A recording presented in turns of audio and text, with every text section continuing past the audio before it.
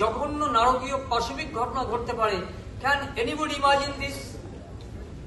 এটা কিন্তু অন্য জায়গা হলে আমরা বলতাম। এই ঘটনা যদি সোনাগাছিতে ঘটতো আমরা বলতাম এটা হতেই পারে, কিন্তু এই ঘটনা আরজিকরের মতো জায়গা হতে পারে না।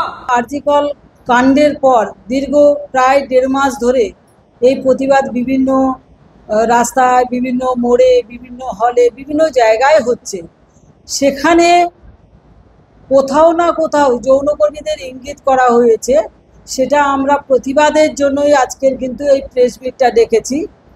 প্রাক্তন যে police IPS officer Pankaj Dutta মহাশয় যে কথাটি বলেছেন যে আজকের এই যে ঘটনাটা ঘটেছে সোনাগাছিতে যদি ঘটতো যৌনকর্মীদের ওপরে, তাহলে সেটা বলা উনি কিছু বলতেন না, কিন্তু আরজিকরের মতো জায়গাতে ঘটেছে সেটা কিন্তু উনি মেনে নিতে পারছেন না।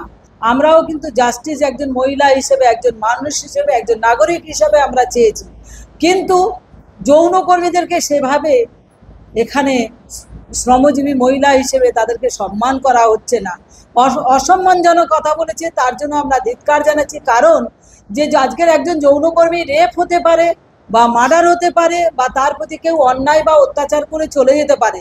যৌনকর্মীদের কিন্তু কোনো জায়গায় প্রতিবাদ জানাবার জায়গা নেই, এটা কিন্তু ওনার বক্তব্য থেকে পরিষ্কার আমরা বুঝতে পেরেছি। এটা আমাদের পুরো ভারতবর্ষের যৌনকর্মীদের অসম্মান হয়েছে এবং আমরা অসম্মান বোধ করছি। আজকের এত বড় কথা যে আমাদের রেপ হলে সেখানে কোনো আমাদের বলার জায়গা নেই, তার কারণটা কি?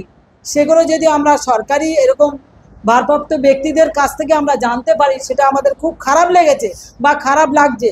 সৃজিত মুখার্জি উনি বলেছেন যে সম্মতি দিয়েছেন যে হ্যাঁ এটা যৌনকর্মীদের সঙ্গে হতে পারে।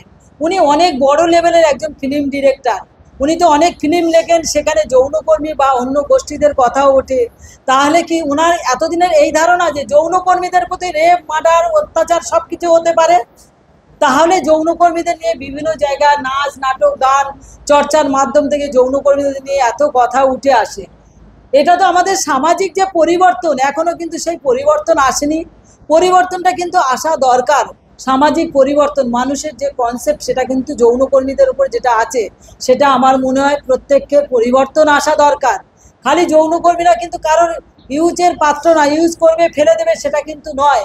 আমরা সমাজের বিভিন্ন কাজে লাগি, আমরা সমাজ সেবার কাজ করি, তাহলে যৌনকর্মীরা যে কাজটি করতে পারে নিজের জন্য করে, সমাজের জন্য করে, তাহলে যৌনকর্মীদের এত ছোটোভাবে কেন দেখা হচ্ছে? এটা আমাদের বলার বক্তব্য আজকে। যৌনকর্মীদের নিয়ে যদি এরকম কেউ মন্তব্য বা কোনো জায়গা থেকে এরকম আসে, আমরা কিন্তু আবার প্রতিবাদ করব। এটাই প্রতিবাদ, আমাদের শেষ নয়। কেন যৌনকর্মীও মানুষ, একজন শ্রমিক।